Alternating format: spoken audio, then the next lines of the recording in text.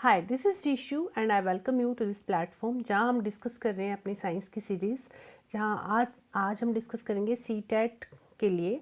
अच्छा, एक और बात बता दूं आपको, हमारी 2 सीरीज़ चल रही हैं। जिन बच्चों को नहीं पता है, जो बच्चे नए हैं, फर्स्ट टाइम जुड़े हैं इस प्लेटफॉर्म पे मेरे साथ, तो उनको बता दूं हमारी 2 सीरीज़ चल रही हैं। एक तो चल रही है साइंस सीरीज़, ठीक है, जो सभी टीचिंग एग्ज़ाम्स के लिए हेल्पफुल रहेगी, चाहे वो आपका KVS का हो, NVS हो, DSSS हो।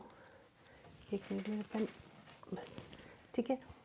और साथ में सीटेट वाले बच्चे भी इसे देख सकते हैं, क्योंकि इसमें हम टॉपिक वाइज डिस्कस कर रहे हैं। पहले टॉपिक इन डिटेल करेंगे, ठीक है, डेप्थ में जाके बिल्कुल। उसके बाद उससे रिलेटेड कुछ क्वेश्चन आंसर कर रहे हैं, ठीक है। सेम जो सीटेट की ये वाली सीरीज़ है, सेकंड सीरीज़ है हमारी, जो सिर्फ सीटेट वाले बच्चों को ध्यान में रखते हुए ही बनाई गई है। इसमें जो प्रीवियस ईयर करेंगे ना, वो सिर्फ सीटेट के प्रीवियस ईयर क्वेश्चन पेपर से ही उठाए गए हैं। प्लस जो आपकी साइंस सीरीज़ है ना, साइंस सीरीज़ 2025 वाली, इसमें सभी टीचिंग एग्ज़ाम के क्वेश्चन लिए हुए हैं प्रीवियस ईयर के। बट सीटेट का ये वाली जो सीरीज़ है, इसमें सिर्फ सीटेट के ही क्वेश्चन लिए हैं, ठीक है। और यहाँ हम डिस्कस कर रहे हैं पेपर 2 के लिए, और कौन सा सब्जेक्ट, साइंस डिस्कस कर रहे हैं, ठीक है। जहाँ आपको पता है 30 मार्क्स का आपका साइंस आता है, तो 20 मार्क्स का तो आपकी थ्योरी होती है, प्लस 10 मार्क्स पैडागोजी होती है। और जो बच्चे नए जुड़े हैं उनको एक और बात बता दूं कि अभी पिछली जो आपका 2024 का पेपर हुआ था, उस टाइम पे मैंने एक अलग से प्लेलिस्ट बनाई थी, जिसमें हमने प्रीवियस ईयर ही डिस्कस किए थे। 2018 से लेके 2018 से लेके 2023 तक के जितने भी प्रीवियस ईयर थे ना, वो सारे हमने डिस्कस किए थे इसमें, ठीक है। तो वो सीरीज़ आप ज़रूर देख लेना, प्रीवियस ईयर सीरीज़ करके होगा, उसमें सारे प्रीवियस ईयर डिस्कस किए हैं विद पैडागोजी, ठीक है। बट अभी यहाँ जो हम डिस्कस कर रहे हैं ना, अभी तो हम टॉपिक वाइज ही डिस्कस कर रहे हैं। अगर आप चाहते हो पैडागोजी, तो पैडागोजी भी डिस्कस कर लेंगे, बट पहले कुछ टॉपिक डिस्कस कर लेते हैं। तो ये हमारा फर्स्ट टॉपिक है डाइजेस्टिव सिस्टम का, जो हमने कल किया था, पूरा मैंने आपको एक्सप्लेन किया था, ठीक है, पिक्टोरियल प्रेजेंटेशन के साथ। और ये आज उसका सेकंड डे है, जहाँ पे हम MCQ, जिसमें प्रीवियस ईयर क्वेश्चन भी ऐड है, तो वो डिस्कस करेंगे, ठीक है। आज हमारा डे सेकंड है, ठीक है। तो 2 सीरीज़ है, एक साइंस सीरीज़ जो सभी गवर्नमेंट टीचिंग एग्जाम के लिए इंपॉर्टेंट है, और ये जो सीरीज़ है सीटेट वाले बच्चों के लिए है। तो इसमें आज सेकंड डे है हमारा। फर्स्ट डे में हमने डाइजेस्टिव सिस्टम का टॉपिक डिस्कस किया था इन डिटेल, और आज डे सेकंड है, जहाँ MCQ डिस्कस करेंगे विद PYQs, ठीक है। और ये जो PDF है, ये आपको मिल जाएगी मेरे टेलीग्राम चैनल RB कौशल एकेडमी पे, ओके। इस चैनल को आप ज्वाइन कीजिए, यहाँ पे आपको ये जो PDF है फ्री ऑफ कॉस्ट मिलेगी।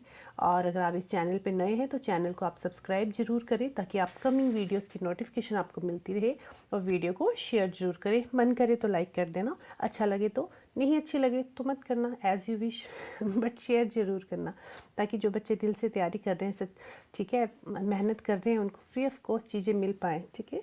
तो चलिए, इतनी सी बात है। बाकी ये तो हमने डिस्कस कर ही लिया था, ह्यूमन डाइजेस्टिव सिस्टम सब हमने कल डिस्कस किया था। आज हम इसके MCQs डिस्कस करेंगे। तो आई होप कि ये क्लास आप देख के आए हो, ये क्लास आप पढ़ के आए हो। तो चलिए स्टार्ट करते हैं। टोटल 15 क्वेश्चन होंगे, ठीक है। तो चलिए, question number 1 is which of the following represents correct matching of the organs of digestive system in column A with function in column B. Column A में कुछ डाइजेस्टिव सिस्टम के ऑर्गन्स दिए हुए हैं, और कॉलम बी में उनके functions दिए हुए हैं।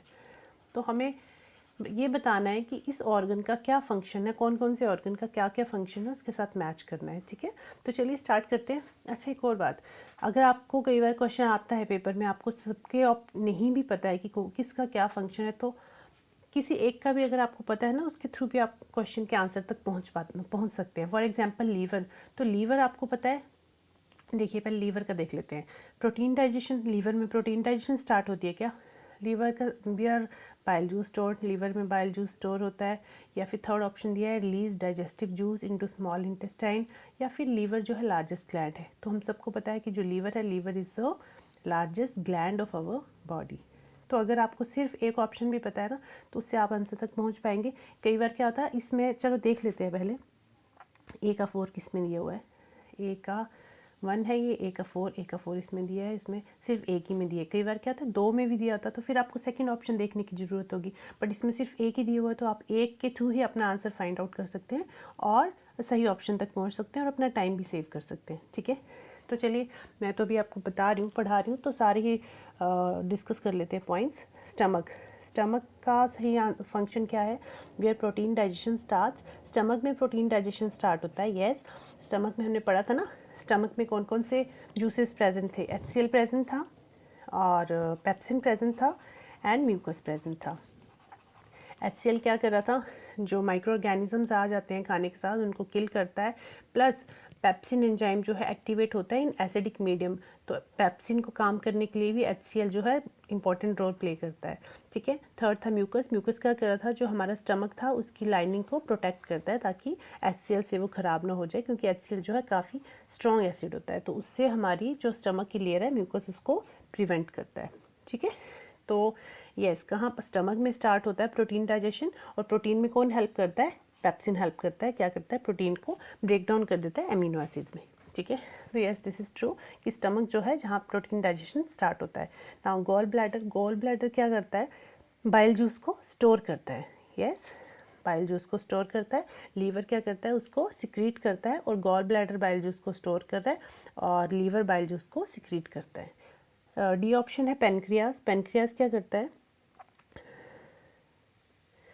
Pancreas it release digestive juices into small intestine. Pancreas जो है पेनक्रेटिक जूसेस रिलीज कर रहा था, स्मॉल इंटेस्टाइन में भेज रहा था। स्मॉल इंटेस्टाइन के कौन से पार्ट में? ड्यूोडेनम में। ठीक है, तो I hope this is clear to you. देख लेते हैं कौन सा ऑप्शन है। ए का 4 है, बी का 1 है, सी का गॉल ब्लैडर, सी का 2 है, सी का 2 एंड डी का 3 है, डी का 3 है। ठीक है, तो बी जो है हमारा राइट आंसर है। ओके, चलिए, और ये सारी चीज़ें इन डिटेल कल समझा चुकी हूँ, इसलिए ज़्यादा डिटेल में नहीं जा रही हूँ क्वेश्चंस में। ठीक है, चलिए question number second is which of the following enzyme in the human body starts the digestion of protein. अभी बताया कौन सी एंजाइम स्टार्ट करती है प्रोटीन डाइजेशन होता है, कौन सी एंजाइम करती है? पेप्सिन। ठीक है, कौन सी एंजाइम जो है ह्यूमन बॉडी में प्रोटीन की डाइजेशन में हेल्प करती है, तो कौन सी है? पेप्सिन। ठीक है, third is the majority of the water from the indigestible food is absorbed इन। तो वाटर कहाँ पे एब्जॉर्व होता है? मैक्सिमम वाटर कहाँ एब्जॉर्व होता है? तो हमारी लार्ज इंटेस्टाइन में। लार्ज इंटेस्टाइन में क्या हो रहा था? जो अनडाइजेस्टेड फूड रह जाता है वो हमारी लार्ज इंटेस्टाइन में चला जाता है, और लार्ज इंटेस्टाइन में 4 पार्ट्स हमने पढ़े थे, सीकम, कोलोन, रेक्टम और एनस।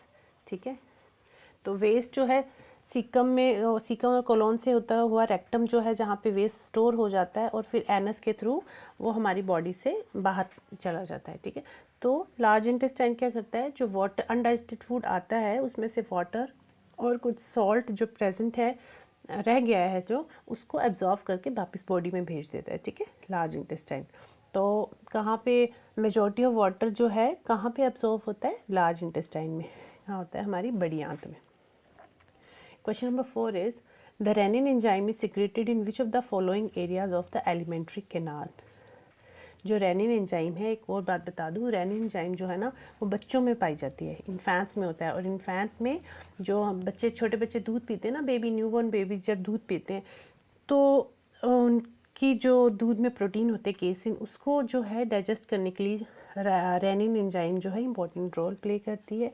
जैसे जैसे बच्चा बड़ा होता जाता है तो रेनिन की जगह फिर पेप्सिन ले लेती है। ठीक है, बट रेनिन एंजाइम इन्फेंट्स में प्रेजेंट होती है। कहाँ होती है? हमारे स्टमक में होती है। कौन से एरिया में होती है? पेट में। ये थोड़ा सा रेनिन के बारे में लिखा है मैंने कि रेनिन क्या है? एक प्रोटियोलिटिक एंजाइम है। प्रोटियोलिटिक एंजाइम क्या होती है? ऐसी एंजाइम जो ब्रेक डाउन ऑफ प्रोटीन कर रही है इनटू स्मॉलर पार्टिकल्स। प्रोटियोलिटिक मतलब break down of protein. Okay, break down of protein into smaller particles, into smaller particles, into smaller particles, or you can say amino acids or peptides। ठीक है, और इस process को कहते हैं proteolysis. ये जो प्रोसेस है ब्रेक डाउन ऑफ प्रोटीन है इनटू पेप्टाइड्स और एमिनो एसिड्स, इस प्रोसेस का नाम है प्रोटियोलिसिस। तो छोटी छोटी टर्म्स है, आपको याद रखनी है, ठीक है। प्रोटियोलिसिस, ठीक। तो रेनिन क्या है? एक प्रोटियोलिटिक एंजाइम है। प्रोटियोलिटिक का मतलब मैंने बता दिया, मतलब ऐसी एंजाइम जो प्रोटीन को ब्रेक डाउन करती है इनटू पेप्टाइड्स और अमीनो एसिड्स में, और ब्रेक डाउन करती है, और it is present in gastric juice in stomach of infants which aids in digestion of casein, जो मिल्क प्रोटीन है उसको डाइजेस्ट करने में हेल्प करती है। Second, rennin is produced by the main cells and is also referred to as chymosin. Rennin को हम chymosin भी कहते हैं। Rennin secretion are at highest in the first few days after birth, then they start to fall and the pepsin takes their place. जब बच्चे की birth होती है, ठीक है, उस टाइम जो है बच्चे में बहुत ज़्यादा अमाउंट में रेनिन सिक्रीशन होता है, बट जैसे जैसे बच्चा ग्रो करता है, बड़ा होता जाता है, तो रेनिन की जगह कौन ले लेता है? Pepsin. Rennin is released as an inactive pro enzyme that is known as prochymosin. Rennin जो है एक इनएक्टिव प्रो एंजाइम है जिसको क्या कहते हैं? प्रोकाइमोसिन भी कहते हैं, और इट बिकम्स एक्टिव। और ये एक्टिव कब होता है? ये जब रिलीज होते हैं ना, तो इनएक्टिव प्रो एंजाइम होती है, बट ये एक्टिव कब होती है? When it comes in contact with an acidic medium like pepsin. पढ़ा था ना कि पेप्सिन कब एक्टिवेट होगा? जब एसिडिक मीडियम उसको मिलेगा। तो एचसीएल मीडियम उसको कौन प्रोवाइड कर रहा था? स्टमक में जो एचसीएल था वो उसको एसिडिक मीडियम प्रोवाइड कर रहा था। तो सेम हैपन्स हियर कि स्टमक जो है इसको एसिडिक मीडियम प्रोवाइड करेगा, तभी ये एक्टिव होगी। और ये जो रेनिन है, जैसे जैसे बच्चा बड़ा होता जाएगा तो रेनिन की जगह कौन ले लेगा? पेप्सिन ले लेगा, ठीक है। आई होप इतनी बातें क्लियर हो गई होंगी आपको। क्वेश्चन नंबर 5 पे चलते हैं। What is the function of bile in digestion? जब बाइल जूस का क्या फंक्शन है? बाइल जूस का फंक्शन है इमल्सिफिकेशन ऑफ फैट्स, मीन जो बड़ा सा फैट मॉलिक्यूल है उसको ब्रेक डाउन करना छोटे छोटे पार्टिकल्स में, ओके, ताकि बॉडी जो है ईजिली इनको डाइजेस्ट कर पाए। और जो बाइल जूस है कहाँ स्टोर होता है? हमारे गॉल ब्लैडर में। गॉल ब्लैडर में स्टोर होता है, एंड कौन सिक्रीट करता है? लीवर सिक्रीट करता है, ठीक है।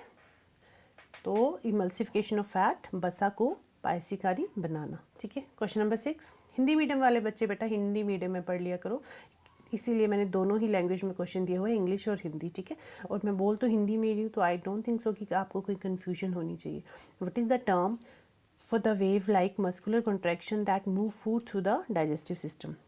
आपको कल बताया था ना कि जब खाना हम च्यू करते हैं, च्यू करने के बाद जब हमारे इसोफेगस में खाना जाता है, तो इसोफेगस में मैंने आपको बताई थी एक चीज़ कि इंपॉर्टेंट है, कौन सी मूवमेंट हो रही थी इसोफेगस में। इस तरह की मूवमेंट को हम क्या नाम दे रहे थे? पेरिस्टालसिस।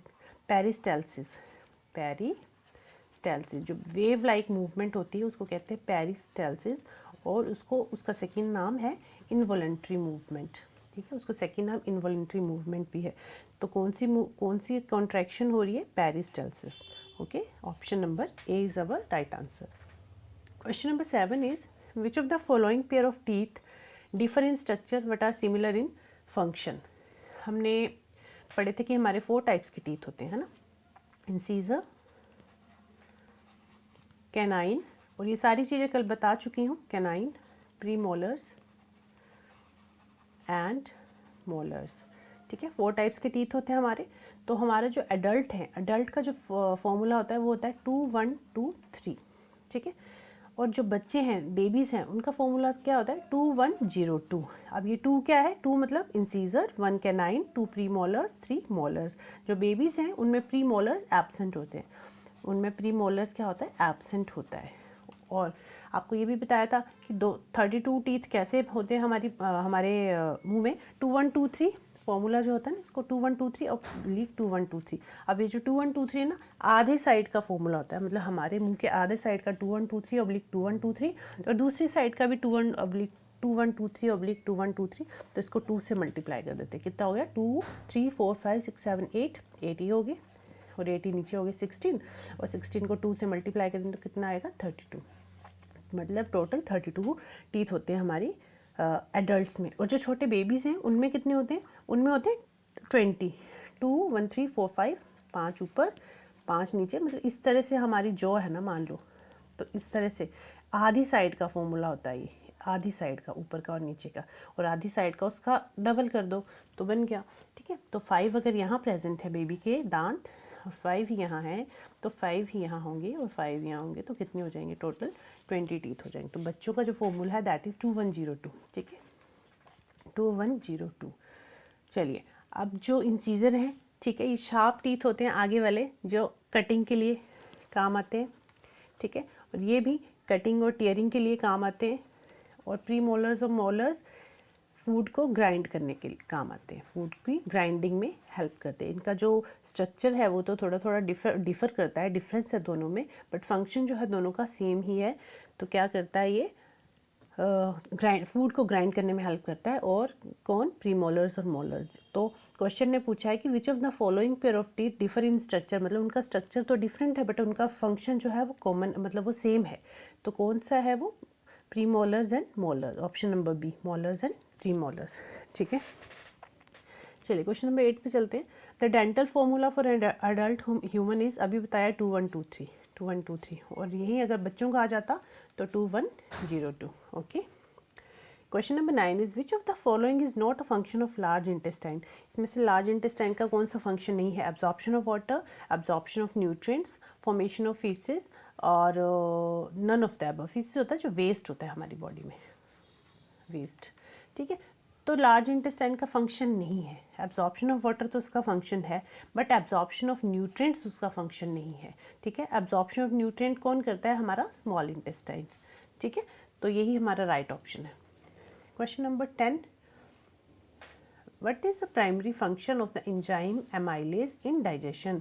जो एमाइलेज है उसका मेन फंक्शन क्या है, तो एमाइलेज हमारे सलाइवा में प्रेजेंट था, सेलेब्री एमाइलेज है ना, हमारे पेनक्रियाज में प्रेजेंट था, पेनक्रेटिक एमाइलेज।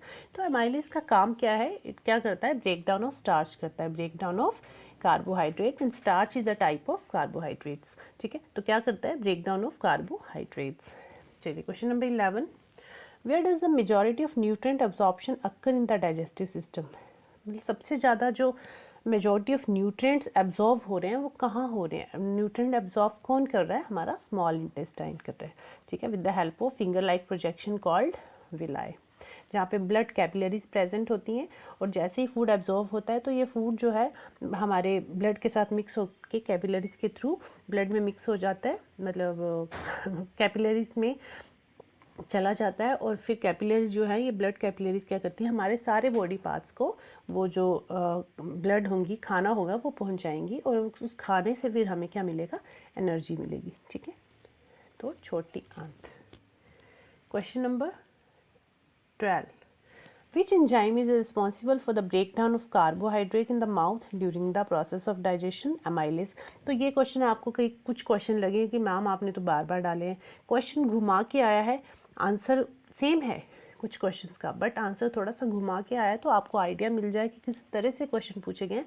तो सारे जितने भी क्वेश्चन आए हैं ना प्रीवियस ईयर में, वो मैंने सारे ऐड ऑन कर दिए हैं। ठीक है, तो इसका क्या आंसर होगा, which enzyme is responsible for the break down of carbohydrate. अभी बताया कौन करता है break down of carbohydrate, amylase. ठीक है, माउथ में सलिब्री एमाइलेज और पेनक्रियाज में पेनक्रियाटिक एमाइलेज। तो मेन एंजाइम क्या है हमारी, amylase. Okay, question number 13, bile is produced by which organ and stored in gall bladder until needed for digestion. Bile कौन से ऑर्गन में स्टोर होता है, हमारे लीवर में, जो कौन सिक्रीट करता है, gall bladder. Okay, question number 14, fat is digested by, fat की डाइजेशन में कौन हेल्प करता है, तो लाइपेज एंजाइम जो है फैट की डाइजेशन में हेल्प करता है।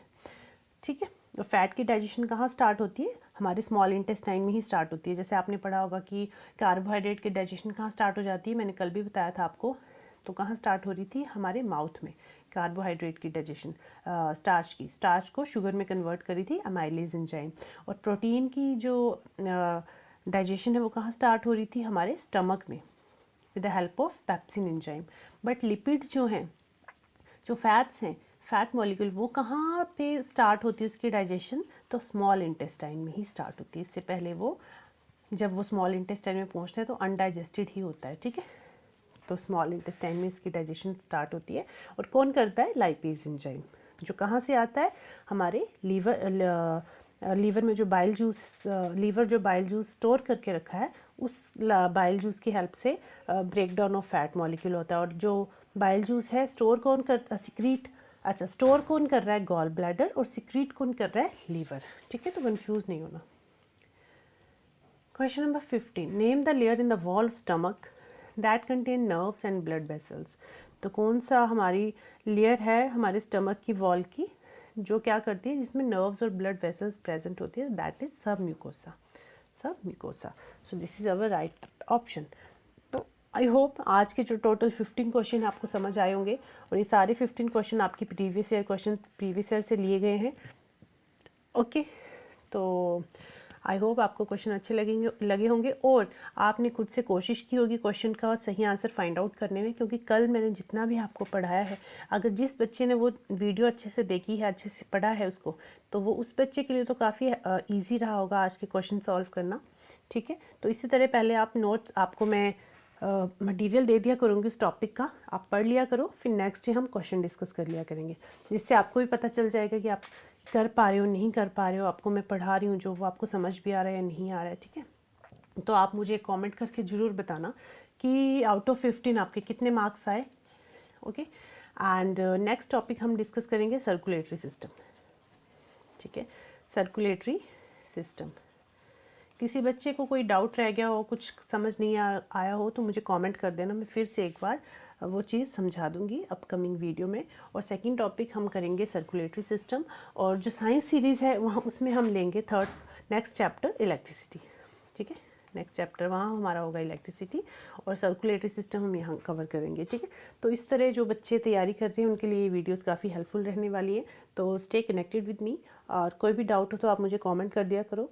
ठीक है, तो चलिए मिलते हैं अपनी नेक्स्ट वीडियो में, और तब तक के लिए bye bye, take care. Yes, आपको ये PDF मिलेगा मेरे Telegram channel RB Kaushal academy पे, और चैनल को सब्सक्राइब जरूर करना ताकि आपको अपकमिंग वीडियो की नोटिफिकेशन मिलती रहे। एंड जो प्रीवियस ईयर थे 2018 से 2024 तक के, उनका लिंक मैं डिस्क्रिप्शन में दे दूँगी। ठीक है, लिंक मैं डिस्क्रिप्शन में डाल दूँगी, या फिर आप सर्च भी करोगे तब भी आ जाएगा, बाकी मैं डिस्क्रिप्शन में डाल ही दूँगी लिंक। ठीक है, तो चलिए अब मिलते हैं कल अपनी नेक्स्ट वीडियो में, तब तक के लिए बाय बाय, टेक केयर।